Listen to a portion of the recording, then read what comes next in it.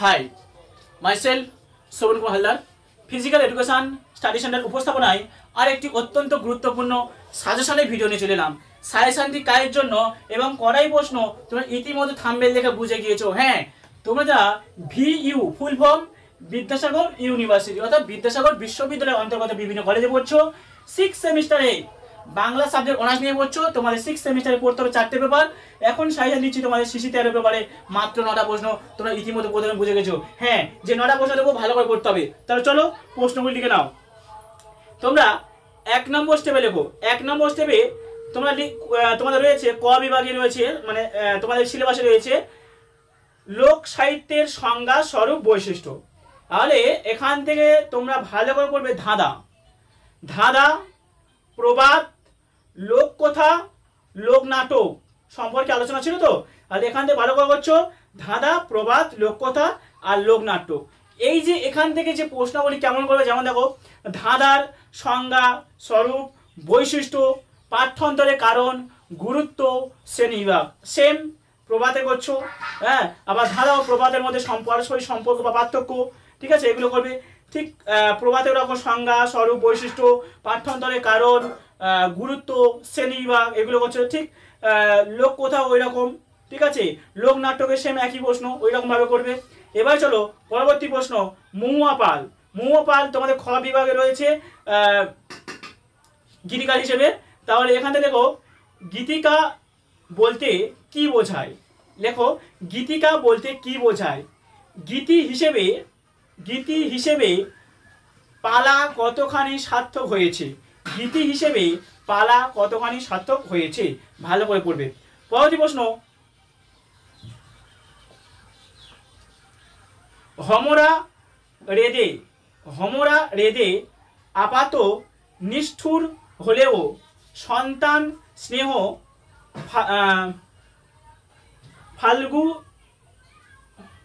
ফাল্গুধারা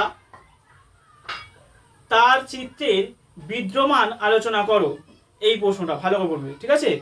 ফাল্গুধারা তার চিত্রের বিদ্যমান আলোচনা করো, এই দুটো এখান থেকে। এবার চলো তোমাদের গ বিভাগে রয়েছে বাংলা ব্রত, অবনীন্দ্রনাথ ঠাকুরের বাংলা ব্রত যেগুলো রয়েছে এটা কিন্তু একটা মেয়ালি ব্রত বললেই চলে। তোমাদের যে ব্রত অবনীন্দ্রনাথ ঠাকুর লিখেছে বাংলা ব্রত, এই যে ব্রত একটা মেয়ালি ব্রতই বললে চলে। তো এই যে ব্রত আমরা 3টে ভাগে ভাগ করি বা জানি কি কি, মাঘমণ্ডল ব্রত, পুণ্যিপুকুর ব্রত আর সেঁজুতি ব্রত। তাহলে কি বললাম, মাঘমণ্ডল, পুণ্যিপুকুর আর সেঁজুতি। ওকে, এই 3টে ভালো করে পড়তে হবে। মাঘমণ্ডল ব্রত, পুণ্যিপুকুর ব্রত, সেঁজুতি ব্রত এবং একাধিক ব্রত রয়েছে, আমি তাও বলবো এই 3টে ব্রত ভালো করবে, মাঘমণ্ডল, পুণ্যিপুকুর, সেঁজুতি। তাহলে এই 9টা প্রশ্ন দিয়ে দিলাম, অবশ্যই ভালো করে পড়বে। আর তোমাদের 2 নম্বরের প্রশ্ন এবং 5 নম্বরের প্রশ্ন পড়ে, তার জন্য বলবো তোমরা অবশ্যই আমি যে প্রশ্নগুলি বললাম এই প্রশ্নগুলি ভালো করে পড়ো, 2 নম্বরের প্রশ্ন কমন পাবে।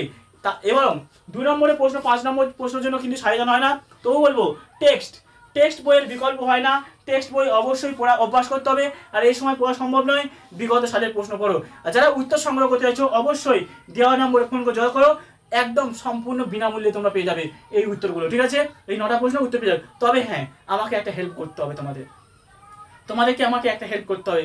হ্যাঁ, সেই বলছি যারা উত্তর সংগ্রহ করতে চাইছো দেওয়া নম্বরে ফোন করে যোগাযোগ করো, ঠিক আছে।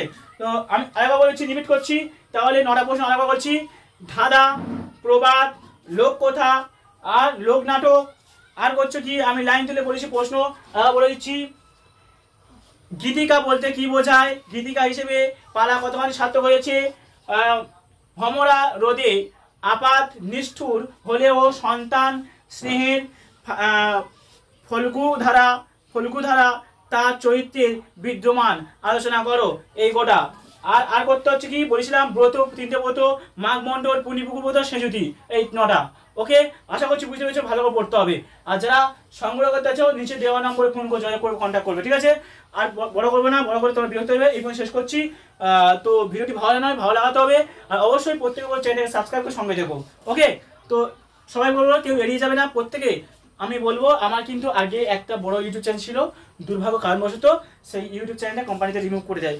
তো তোমাদের জন্য নতুন করে চ্যানেল করেছি, আগে বিদ্যাসাগরে করতাম না, তোমাদের জন্য নতুন করে করছি।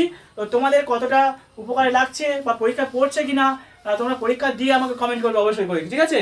তো অবশ্যই প্রত্যেকের চ্যানেল সাবস্ক্রাইব করে পরীক্ষা দিয়ে আমাকে কমেন্ট করবে। পরবর্তী শিশু 14 পেপারে সাজেশন চলে আসবে, অবশ্যই সাবস্ক্রাইব করে সঙ্গে দেবো। একদম শিশু পেপারে ওরকম সাজেশন দেবো, একদম 9টা কি 10টা দেবো, পরীক্ষায় পড়ে যাবে একটু। ওকে, আশা করি বুঝতে পেরেছি। ভিডিওটি বেশি বড় হচ্ছে না, এবার শেষ করছি।